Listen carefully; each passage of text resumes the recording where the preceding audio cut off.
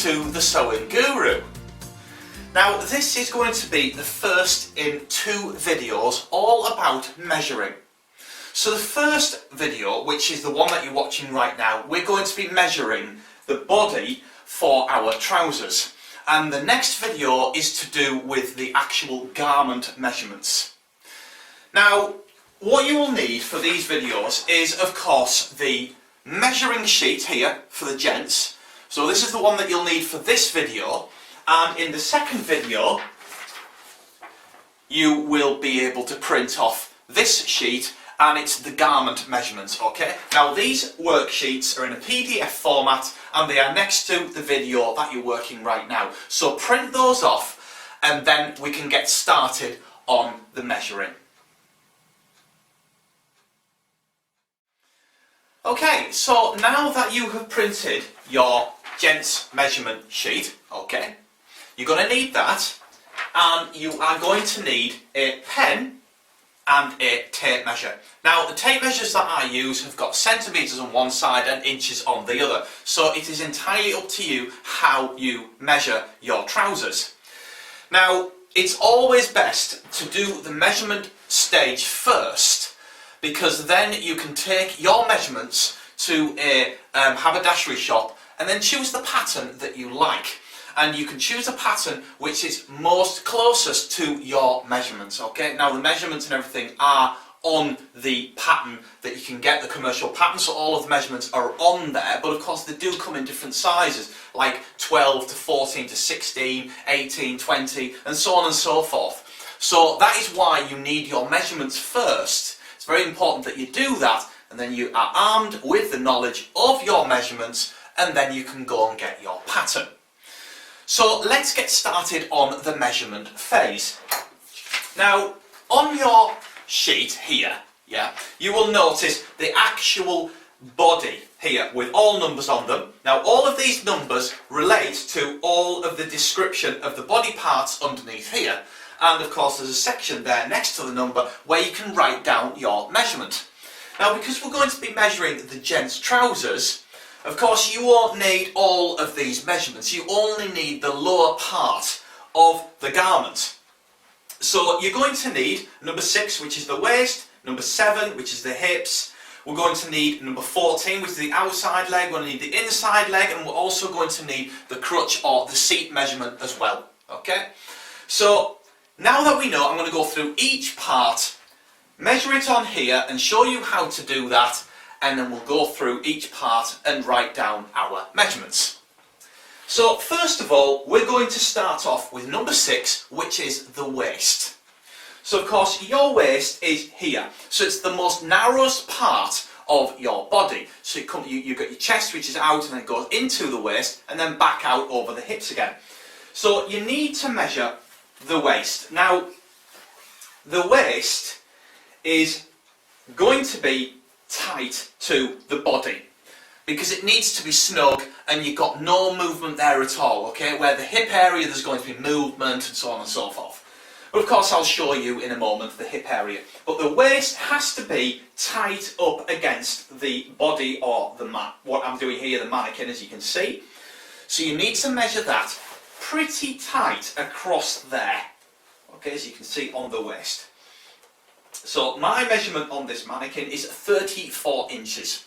So of course I'm going to write that down on here. So number 6, let's write that down, 34 inches. Now we can go on to the next one, which is the hips, and that is number 7 on your measurement sheet. And of course that is further down from the waist to the widest part here.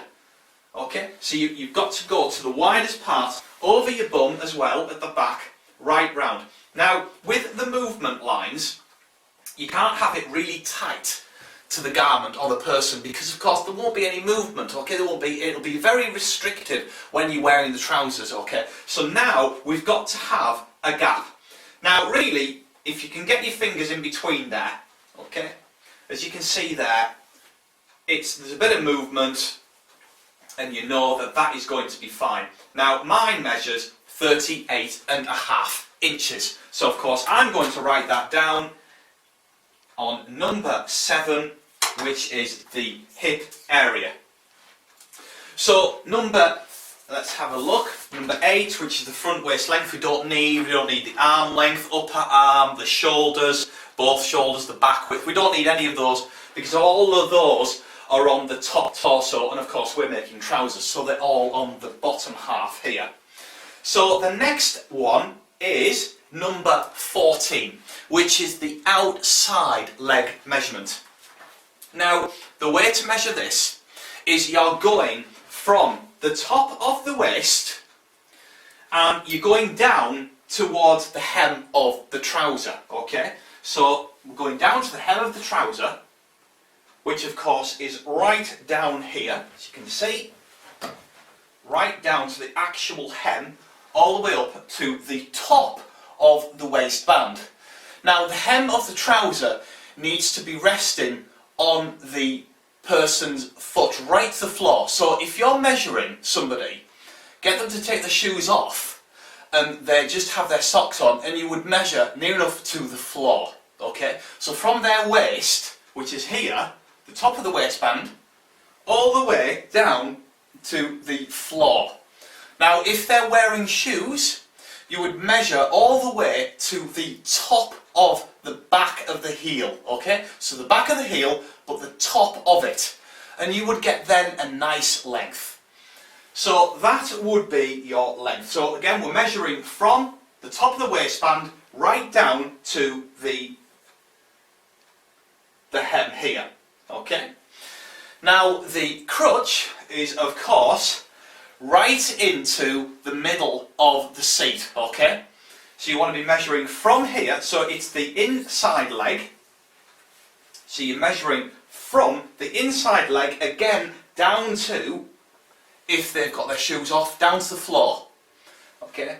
So of course that would be measured for me 29 inches. That's a pretty standard length, to be honest with you. So 29 inches. So of course you would write down the outside leg and the inside leg. So let's have a look at 29 inches.